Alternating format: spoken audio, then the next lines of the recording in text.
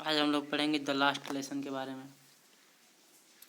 The last lesson, इससे पहले कुछ बातें जान लेते हैं। जो ये लास्ट लेसन चैप्टर है, यह फ्रांस के साथ जो प्रशिया वार हुआ था उस विषय से संबंधित है। उसके बारे में हम लोग देखेंगे। उस समय किस प्रकार की घटना हुई थी स्कूलों में, वो इसमें बताया गया है। अबाउट द ऑथर, यहाँ पर लेखक के बारे में कुछ दिया गया है। अल्फोंसी डॉडेट, जो इस पाठ के लेखक हैं, writer, was a French novelist and short story writer. वह एक फ्रांसीसी उपन्यासकार और लघु कथा लेखक थे। शॉर्ट स्टोरी का अर्थ होता है लघु कथा लेखक। The last lesson is set in the days of the Franco-Prussian war. जो यह लास्ट लेसन है वह फ्रांस और प्रशिया का जब युद्ध हुआ था, जिसमें set in the Franco-Prussian war, जो 1870 से 71 के बीच में हुआ था, इन बीच जिसमें France was defeated by Prussia. जो फ्रांस था वह प्रशिया के द्वारा हार गया था और इसका जो नेतृत्व कर रहा था वह बिस्मार्क कर रहा था। Prussia then consisted of what now are the nations of Germany, Poland and parts of Austria।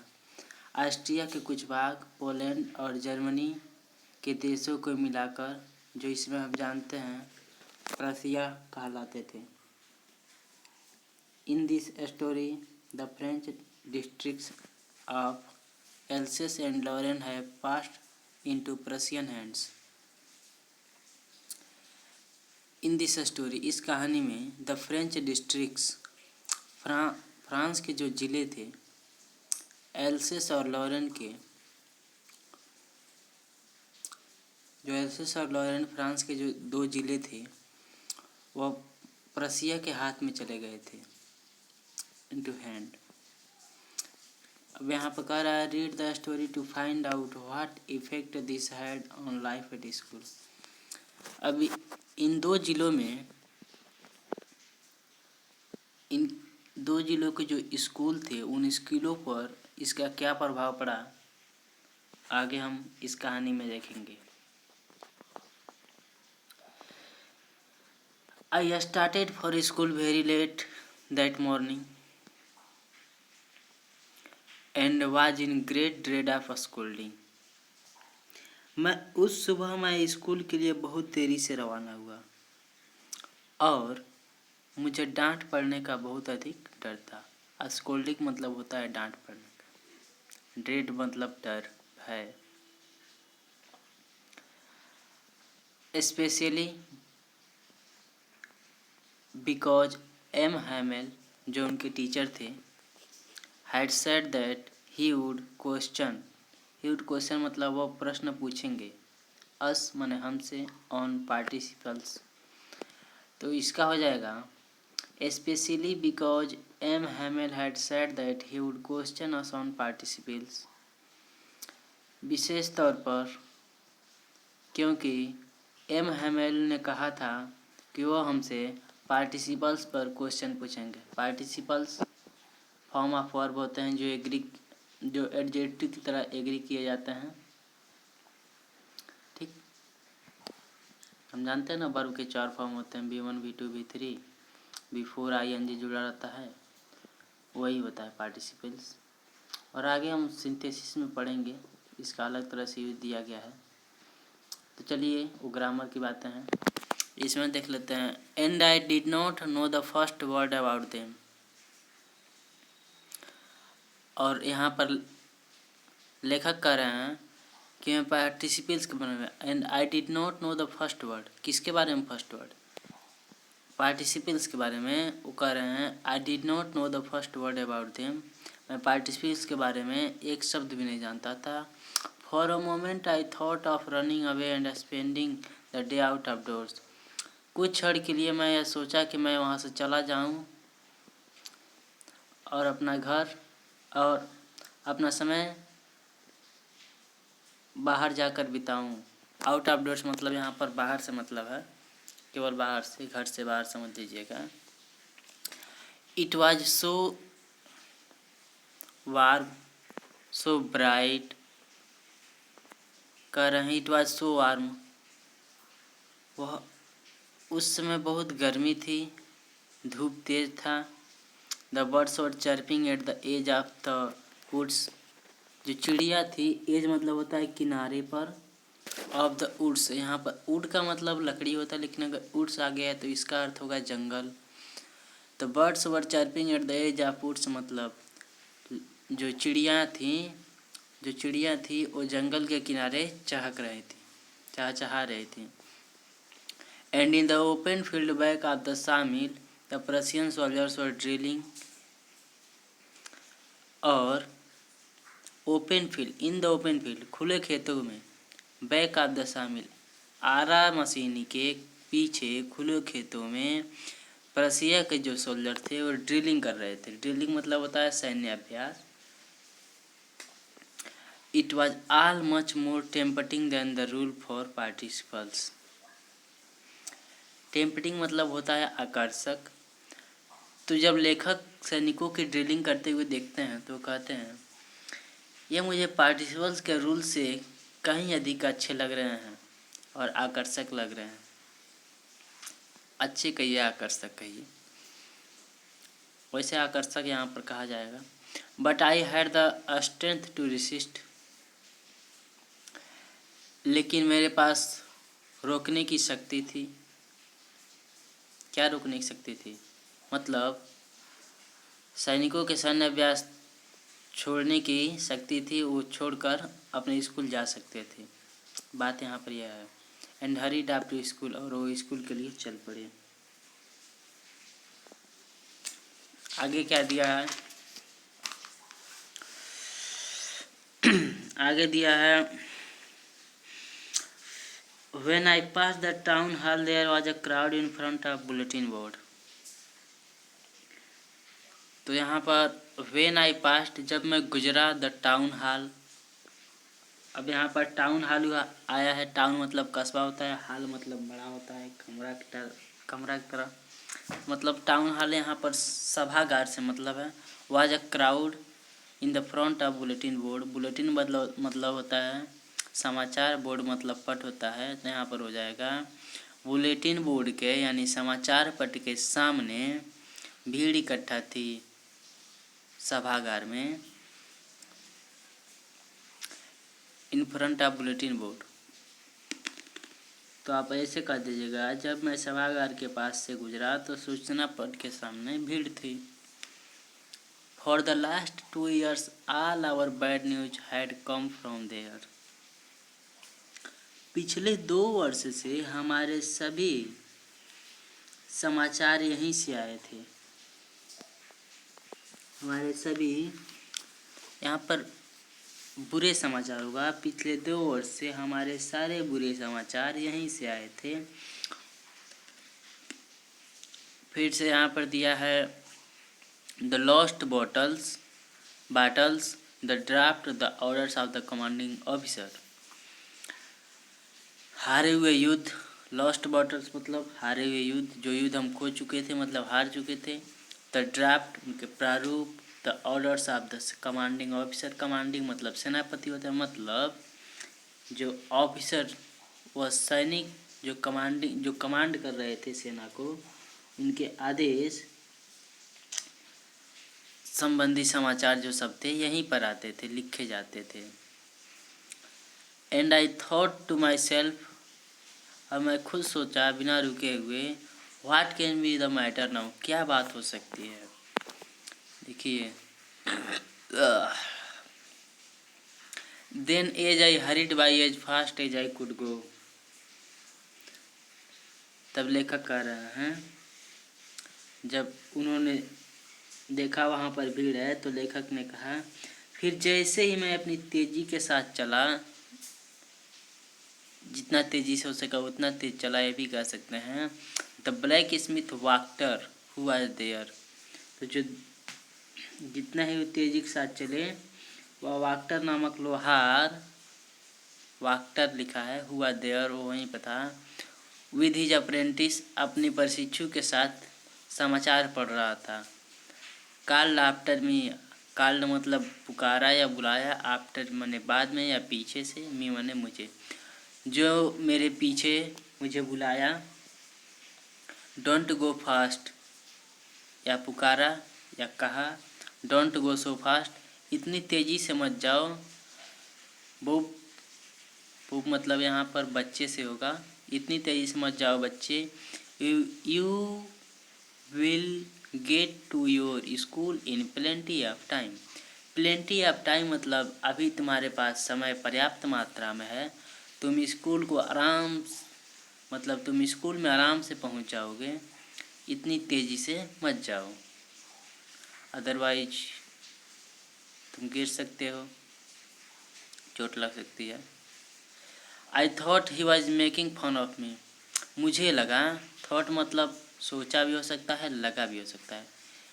देखिए इंग्लिश में अधिकतर भाव को देखा जाना चाहिए, न कि केवल अर्थ को। I thought he was making fun of me, मैंने सोचा वह मेरा मजाक उड़ा रहा था, मजाक बनाया। And reached M Hamel's little garden all out of breath, all out of breath माने हाँफते हुए। लिटिल गार्डन मतलब छोटे बगीचे में। एम हैमल एस्ट्रोपियस दिया है तो यहाँ पर हो जाएगा एम हैमल के छोटे बगीचे में हाँफते हुए पहुँचा। कौन पहुँचा? लेखक पहुँचे। लेखक कौन है? अल्फोंसी डॉडेट। देखिए हमें सब बातों को याद रखते रहना है। यूजुअली सामान्य तौर पर व्हेन स्कूल बिगेन, जब विद्यालय प्रारंभ होता था, देयर वाज अ ग्रेट बस्टल मतलब शोर शराबा होता है, तो वहाँ बहुत शोर शराबा होता था। यहाँ पर महान नहीं कहेंगे, जैसे कई लोग ग्रेट का अर्थ महान लगाते हैं, वो जगह जगह की बात होती है। Which could be heard out in the street, which could be heard out in the street जो गलियों में सुना जा सकता था। हर्ड मतलब हियर का थर्ड फॉर्म है हर्ड, आउट इन द बाहर, गलियों के बाहर सुना जाता था, गलियों में। The opening and closing of desks, lessons repeated in unison, very loud with our hands over our ears to understand better. The opening and closing of desk, देखिए यहाँ पर ओपनिंग और क्लोजिंग से मतलब है डेस्कों का इधर से उधर करना। जो डेस्क बेंच होते हैं बैठने के लिए, उनका एक तरह से एक जगह से हटाकर दूसरी तरफ करना, उन पर बच्चों का हाथ पीटना, जैसे हम भी कभी कभी कर देते हैं जब पढ़ते वक्त थे। अब तो चलिए आगे देखिए। उसके बाद दिया है lessons repeated in unison. Unison मतलब होता है एक स्वर में, रिपीटेड माने रिपीट का थर्ड फॉर्म है रिपीटेड। तो देखिए यहाँ पर सेकंड फॉर्म इसको कहेंगे लेसन्स रिपीटेड इन यूनिजन। तो एक स्वर में पाठ का दोहराना, वेरी लाउड और वो भी तेज स्वर में, विद आवर हैंड्स जो हमारे कानों से सुनने के लिए बहुत अच्छा होता था, with our hands over our ears मैंने हमारे कानों से, अंडरस्टैंड बेटर जो हमारे कानों से सुनकर समझने के लिए अच्छा था। And the teacher's great ruler rapping on the table, rapping मतलब नॉकिंग, नॉकिंग मतलब ठकठकाना, जैसे बेंच पर मारते हैं ऐसे ठक ठक। हाँ तो आगे है but now it was also still, लेकिन अभी यह सब शांत था।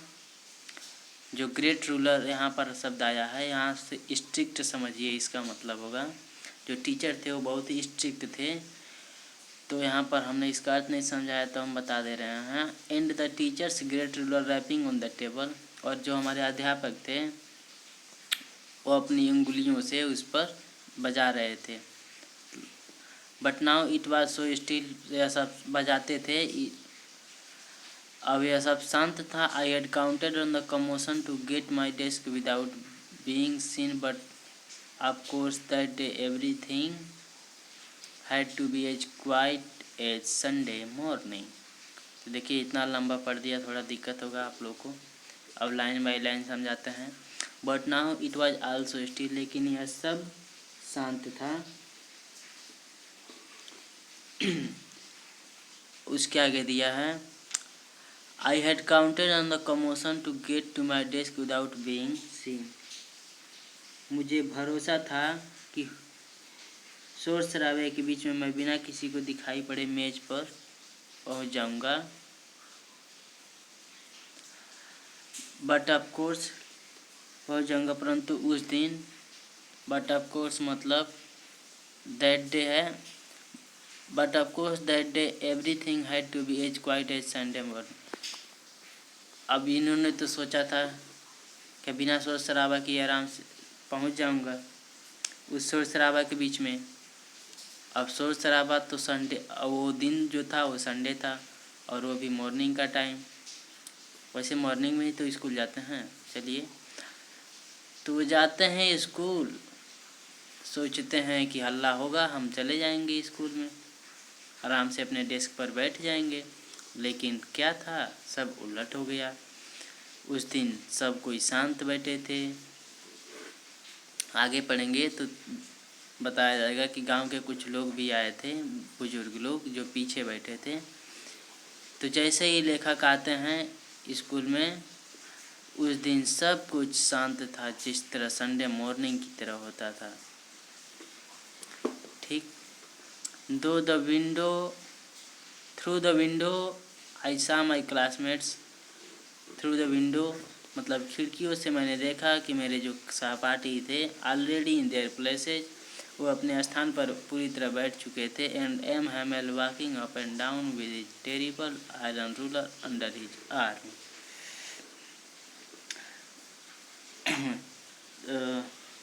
और बट किधर गया through the window I saw my classmates.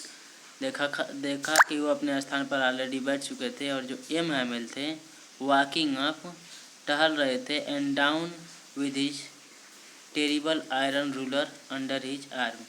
और जो उनकी छड़ी थी वो अपने बाँ के अंदर, आयरन रूलर का मतलब होता है यहाँ पर, रूलर से मतलब स्ट्रिक्ट, जो छड़ी थी उनकी बहुत, जो दिखने में बहुत ही मतलब टेरिबल थी, टेरिबल मतलब भयानक थी, वो अपने बाँ में छुपाए थे, मतलब बगल से दाबे थे।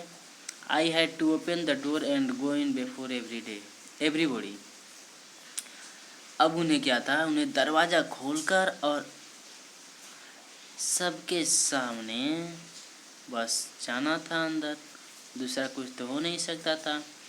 यू कैन इमेजिन, अब आप यह सोच सकते हैं, कल्पना कर सकते हैं, how I blushed and frightened I was. Blush मतलब होता है शर्मिंदा, तो यहाँ पर ब्लश्ड है तो उसका सेकंड फॉर्म है।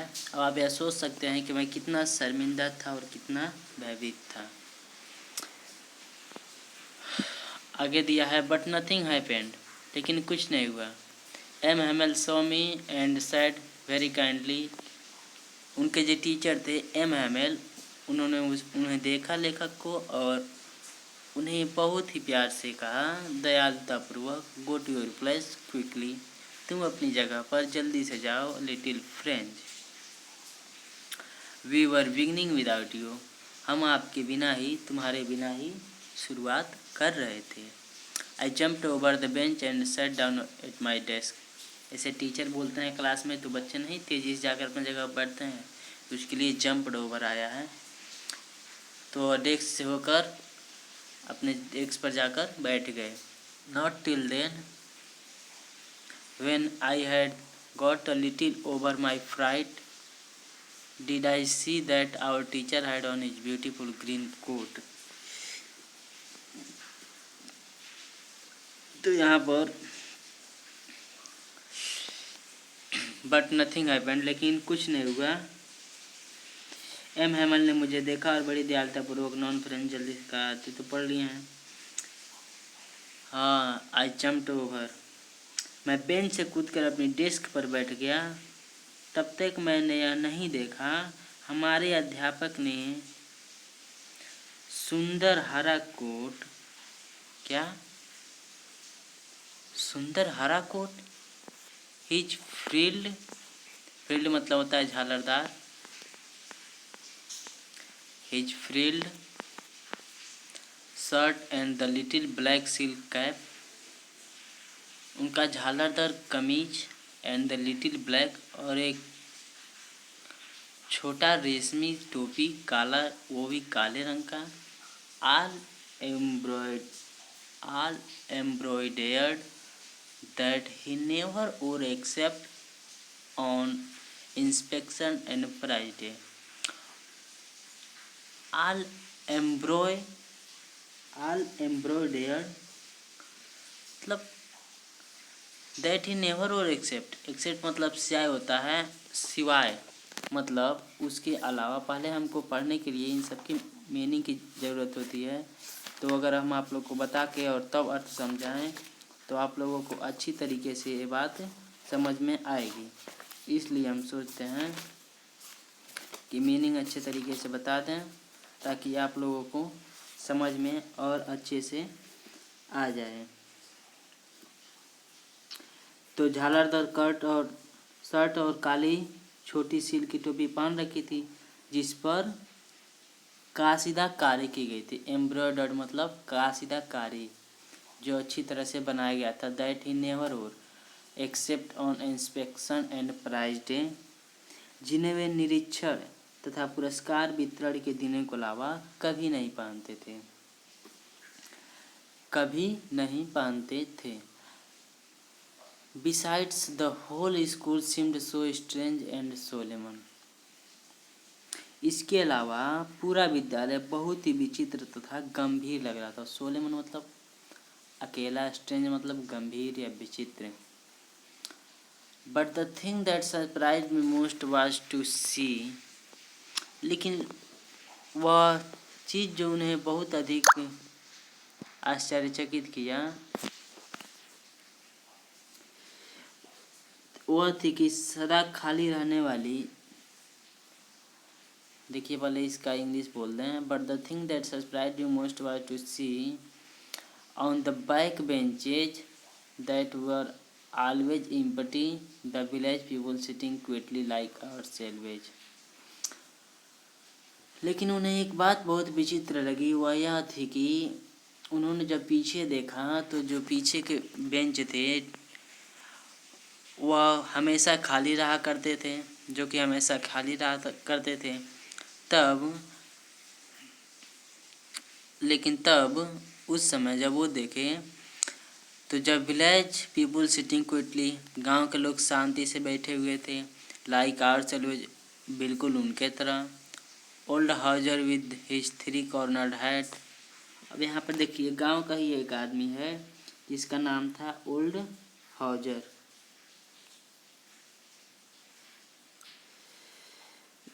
ओल्ड हाउजर, क्या अजीब नाम है यार। हमारी तरह से जब हाउजर मतलब पता नहीं क्या नाम है ये, अगर हम लोगों के जैसा नाम होता तो कितना अच्छा होता। विद इज 3 कॉर्नर मतलब 3 कोनों से, मतलब 3 कोनों वाला टोपी, हैट मतलब टोपी। द फॉर्मर मेयर, और एक किसान थे जिनका नाम था मेयर। द फॉर्मर मास्टर, कितने लोग हो गए? 3 लोग हो गए। फॉर्मर मतलब होता है पहले, तो ठीक मतलब पूर्व, मेयर पूर्व, पोस्ट मास्टर मतलब होता है डाकिया।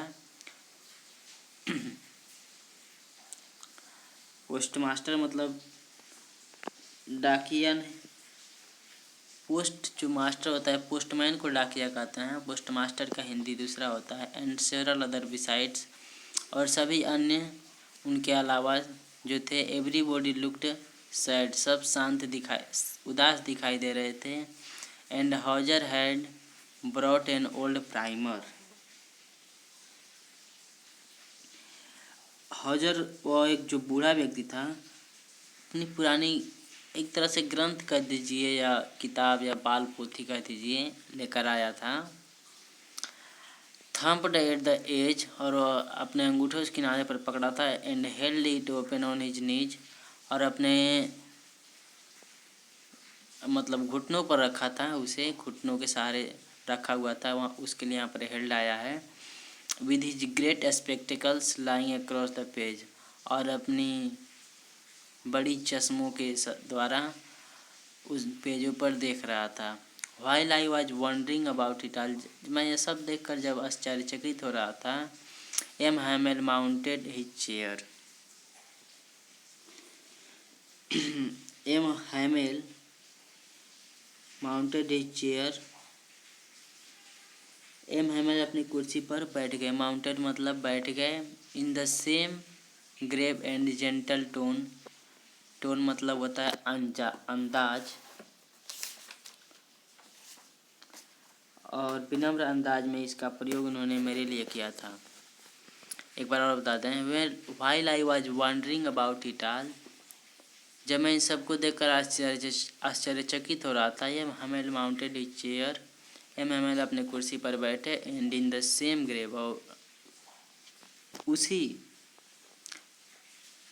और उसी गंभीरता में, ग्रेव मतलब गंभीरता एक तरह से मान लीजिए, एंड जेंटल टोन में, और सज्जन की तरह, सज्जन के जैसे अंदाज में, which I due to me said my children, और उन्होंने बोला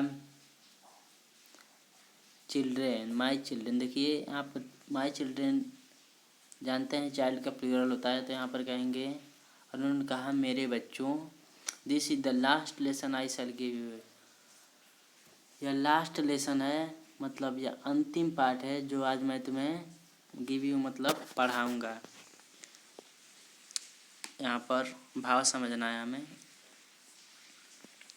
the order has come from Berlin to teach only German in the schools of Alsace and Lorraine. उन्होंने कहा the order has come from Berlin, Berlin से यस order आया है, यह आदेश आया है, to teach only German in the school of Alsace and Lorraine, Alsace और लॉरेन के स्कूलों में केवल जर्मन लोगों को ही पढ़ाया जाएगा, जर्मन विद्यार्थियों को, लोगों से नहीं। The new master comes tomorrow, जो अब मान लीजिए जर्मन, ये तो फ्रेंच मास्टर थे, जर्मन तो पढ़ा नहीं सकते, तो जो कमांडर ऑफिसर थे उन्होंने पढ़ाने के लिए स्कूलों में नए अध्यापक को भेजे, जो नए अध्यापक कल आने वाले थे।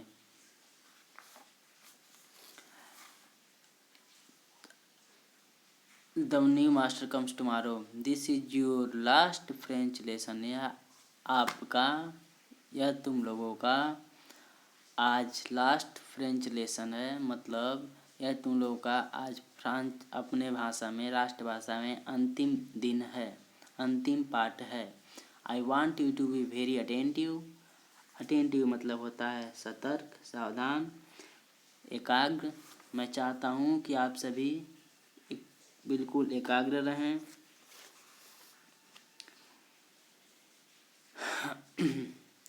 What a thunderclap these words to me, these words were to me। थंडरक्लैप मतलब होता है बिजली की कड़कड़ाहट, तो ये शब्द मेरे लिए बिजली की कड़कड़ाहट तरह थे।